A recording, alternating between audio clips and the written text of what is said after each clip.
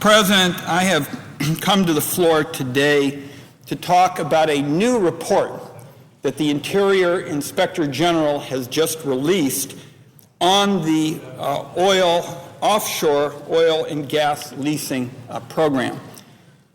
Several years ago, I stood on the floor and spoke for several hours in an effort to draw the Senate's attention to the mismanagement of this offshore oil and gas leasing program. And today we have learned with the Inspector General's report that nothing has changed.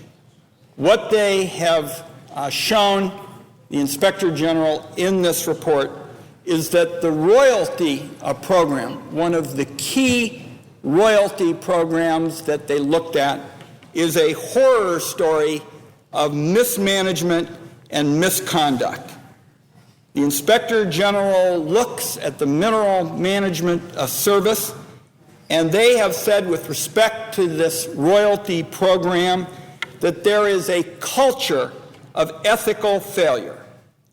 Nearly a third of the entire staff of the Royalty in Kind program accepted gifts and gratuities from the oil and gas companies with which they were conducting official business. There are stories of drug use. There are stories of inappropriate sexual relationships. The Inspector General confirmed that 2 Royalty in Kind employers were running a side consulting business for oil and gas companies with whom the Royalty in Kind program was doing business. The Inspector General's report details how Royalty in Kind managers, instead of working for the taxpayers' interests, were working for their own self-interest, ingratiating themselves with the very oil companies that they were charged to negotiate fair deals with on behalf of American taxpayers. Now, some are probably wondering exactly how much money has been lost as a result of this mismanagement and misconduct. The bottom line from the Inspector General's investigation is that there is really no way to determine how extensive the abuses in this program have been, no way to determine exactly how much money the American taxpayer has lost, because the record keeping has been so shoddy, it's not possible to figure out exactly what these losses are. So I am very hopeful as a result of this extraordinarily important report by the Inspector General that it will be possible to clean house finally at the Minerals Management Service. I hope it will be possible. And you say to yourself, how can it be that this isn't done today, to get a serious audit program back of the Royalty in Kind service? I hope that it will be possible now to make changes in this program to make it crystal clear that the federal government will no longer employ someone serving an interest other than the public's. Whether you're a secretary, a manager, or the guy or the gal who's cleaning up, if you want to work for the public, then you need to take the public's trust seriously. Now, you'd say to yourself, this pretty much goes without saying, but particularly this afternoon, as the Congress is on the eve of a historic debate about the future of energy policy, you ought to say, let's clean up the abuses that are taking place in existing programs that are going to continue and possibly be expanded under the legislation that the Congress will consider shortly. Now, what this involves, Mr. President and colleagues, is a law that was written originally in the mid-1990s when the price of oil was low. The price of oil was around $15 a barrel. The Congress said then, let's give oil companies a financial incentives to drill on new leases in the Gulf of Mexico. The law said that while the oil companies were drilling on public land, they didn't have to pay the federal government the required royalties until the price of oil rose high enough for the companies to make a profit. Little bit different time than today. Oil prices, of course, have not stayed low, but it turns out that royalty relief didn't phase out the way it should have. First, we learned that the Mineral Management Service, the part of the Interior Department charged with issuing and administering these leases, bungled things so badly they forgot to include provisions in their leases requiring royalties on those particular leases. The General Accountability Office has estimated that just this dereliction of duty would cost American taxpayers as much as $11.5 billion. The General Accounting Office recently has updated that amount. The Congress has held hearings, but the fact is nothing has been done to fix the problem. To add further insult to the injuries suffered by taxpayers, the oil companies operating in the Gulf, led by Kerr McGee, sued the federal government, claiming they shouldn't pay royalties on any of the oil from any of the 1995 to 2000 leases, no matter how high the price of oil went. They got a judge in Louisiana to agree with them. The federal government is appealing the case.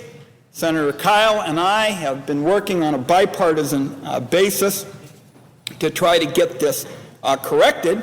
But in the 2005 energy bill, the Congress extended the exemptions for new leases in the Gulf of Mexico from royalty payments for both oil and natural gas wells, despite the fact that oil was already $50 a barrel. This is a loophole that remains in effect until June of 2010 and is going to allow current and future leases in the Gulf to continue to avoid even more royalties, while additional profit is generated at record prices. The Bush administration has proposed repealing these 2005 royalty relief provisions, but they're still in place. So it seems to me this is time to get control of this runaway stallion. We are talking about millions, certainly billions in terms of the cumulative cost of the program, and these practices, Mr. President, just take your breath away. Let me just read from one paragraph from the summary that the Inspector General has issued. One paragraph talking about 3 employees says, and I quote, "The results of this investigation paint a disturbing picture of 3 senior executives who were good friends and remain calculatedly ignorant of the rules governing post-employment restrictions, conflict of interest, and federal acquisition regulations to ensure that 2 lucrative contracts would be awarded to a company created by one of them and then later joined by another." I mean, these are such clear examples of abuse, Mr. President, that no matter what one says, you've got to say this is unacceptable.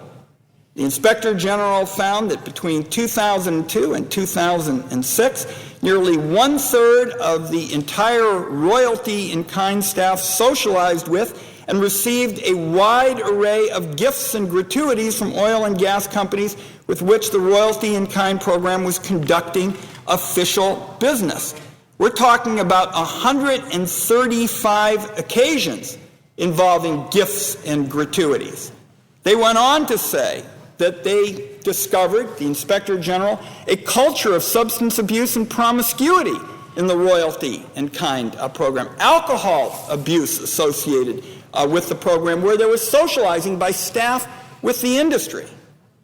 Mr. President, I've suggested 2 steps today that strike me as obvious changes that should be put in place. First, there needs to be an effort to clean house at the Mineral Management Service so that we get these practices behind us. Got to get back in the serious business of auditing these programs where millions and billions of dollars are involved. And I want to commend particularly the Inspector General of the Department of Interior for his outstanding work in putting together this report. This is one of a series of reports that the Inspector General has issued in this area. I and the chairman of the Senate Energy Committee, Senator Bingaman, have worked closely with colleagues to try to get these changes put in place. Senator Bingaman, in particular, has offered a number of promising legislative changes to deal with the royalty issue. But I wanted colleagues to know in particular about this Office of Inspector General inquiry into the Mineral Management Service, given the debate that is about to begin in the United States Senate. In the United States Senate, we will be, as far as I can tell, spending much of the remainder of this session talking about these and similar programs. I happen to think that it's possible for us to do our work in a bipartisan fashion, get in place energy changes that will allow us in the area of alternative supplies and renewables to make significant progress.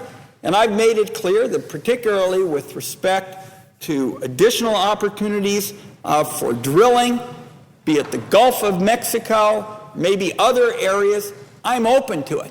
What I'm not open to is the continued abuse of taxpayers in these essential programs involving public resources. Mr. President, we are talking about public lands. We are talking about public resources. It's one thing when private companies drill on private lands. It's quite another when they are developing energy on public lands and, in my view, taking advantage of programs that were set up years ago when the price of oil was $19 a barrel. It is time to clean house at the Mineral Management Service. It's time to get back in the business of accountability and rigorous oversight of these programs that involve such extensive use of taxpayer funds. And I hope all colleagues will look at the report issued by the Inspector General of the Department of the Interior, because I think it provides a clear roadmap for how the Congress of the United States ought to proceed in terms of correcting these programs, ending the pattern of abuses and mismanagement, and changing the channel from the current horror show of mismanagement and misconduct at the Minerals Management Service.